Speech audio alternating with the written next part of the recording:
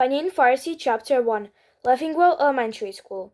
When I was 7, my parents, my 14-year-old brother Farshid, and I moved from Abadan, Iran to Whittier, California. Farid, the older of my two brothers, had been sent to Philadelphia the year before to attend high school. Like most Iranian youths, he had always dreamed of attending college abroad, and despite mother's tears, he had left us to live with my uncle and his American wife. I too had been sad at Farid's departure, but my sorrow soon faded, not coincidentally with the receipt of a package from him. Suddenly, having my brother on a different continent seemed like a small price to pay for owning a Barbie, complete with a carrying case and four outfits, including the rain gear and a mini umbrella. Our move to Whittier was temporary. My father, Kizam, and an engineer with the National Iranian Oil Company, had been assigned to consult for an American firm for about 2 years.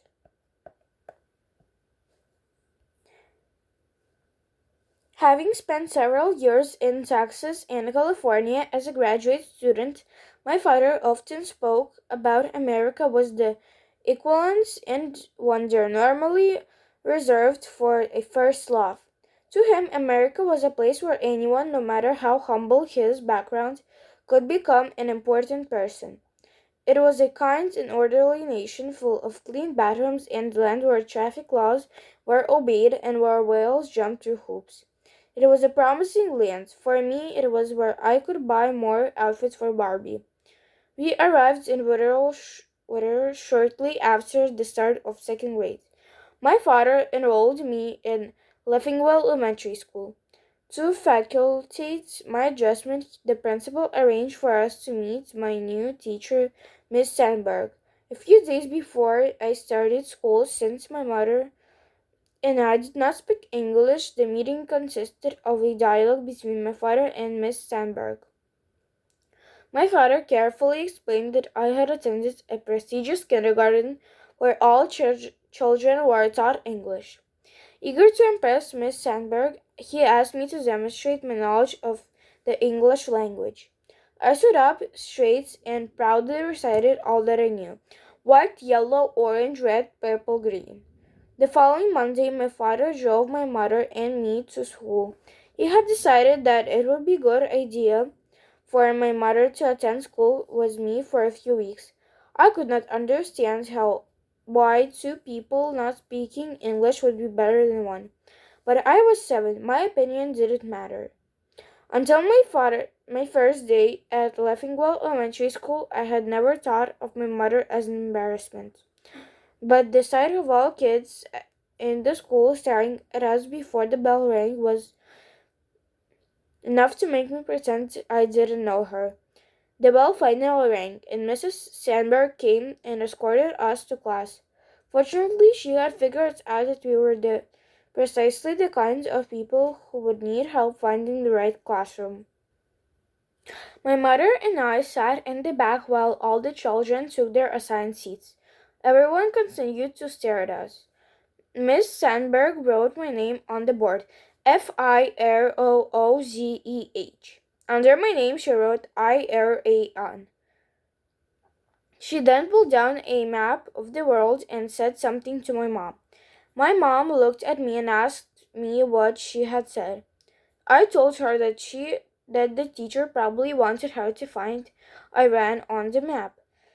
The problem was that my mother, like most women of her generation, had been only briefly educated. In her era, a girl's sole purpose in life was to find a husband. Having an education ranked far below most more desirable attributes like the ability to serve tea or prepare baklava. Before her marriage, my mother Nazira had dreamed of becoming a midwife. Her father, a fairly progressive man, had even refused it to earlier suitors who had come for her so that his daughter could pursue her dream. My mother planned to obtain her diploma, then go to Tabriz to learn midwifery from a teacher whom my grandfather knew. Sadly, the teacher died unexpectedly, and my mother's dreams had to be buried as well. Bachelor number 3 was my father. Like the other suitors, he had never spoken to my mother. But one of his cousins knew someone who knew my mother's sister, so that was enough. More importantly, my mother fit my father's physical requirements for a wife. Like most Iranians, my father preferred a fair-skinned woman with straight, light-colored hair. Having spent a year in America as a Fulbright scholar, he had returned with a photo of a woman he found attractive and asked his older sister, Sagiah, to find someone who resembled her. Sagiah had asked around, and that is how, at age 17, my mother officially gave up her dream, married my father, and had a child by the end of the year. As a student continued straight, as the students continued staring at us, Miss Sandberg gestured to my mother to come up to the board. My mother reluctantly obeyed. I cringed. Miss Sandberg, using a combination of hand gestures, started pointing to the map, saying Iran. Iran, Iran. Clearly, Miss Sandberg had plans on incorporating us in today's lesson. I only wish she had told us that earlier so we could have stayed home. After a few awkward attempts by my mother to find Iran on the map, Miss Sandberg finally understood that it wasn't my mother's lack of English that was causing the problem, but rather her lack of world geography. Smiling gloriously, she pointed my mother back to her seat. Miss Sandberg then showed everyone, including my mother and me, where Iran was on the map. My mother nodded her head, acting as if she had known the location all along, but had preferred to keep it a secret. Now all the students stared at us, not just because I had come to school with my mother, not because we couldn't speak English, but because we were stupid. I was especially mad at my mother because she had negated the positive impression I had made previously by reciting the color wheel. I decided that starting next day, she would have to stay home. The bell finally rang, and it was time for us to leave Leffingwell Elementary School. She was just a few blocks from our house, and my father, grossly understanding our ability to get lost, had assumed that my mother and I would be able to find our way home. She and I wandered aimlessly,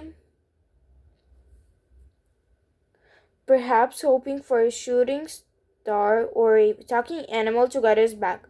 None of the streets or houses looked familiar.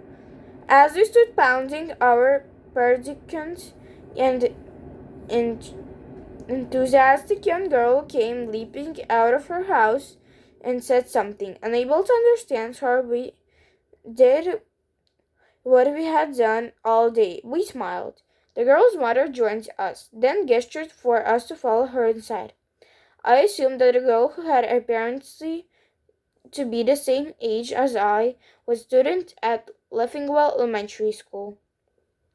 Having us inside her house was probably akin to having the circus make a personal visit. Her mother handed us a telephone, and my mother, who had thankfully memorized my father's work number, called him and explained our situation. My father then spoke to the American woman and gave her our address. The kind stranger agreed to take us back to our house. Perhaps fearing that we might show up at their doorstep again, the woman and her daughter walked us all the way to our front porch and even helped my mother unlock the unfamiliar door. After making one last futile attempt at communication, they waved goodbye. Unable to thank them in words, we smiled even more broadly. After spending the entire day in America surrounded by Americans, I realized that my father's description of America had been correct. The bathrooms were clean and the people were very, very kind.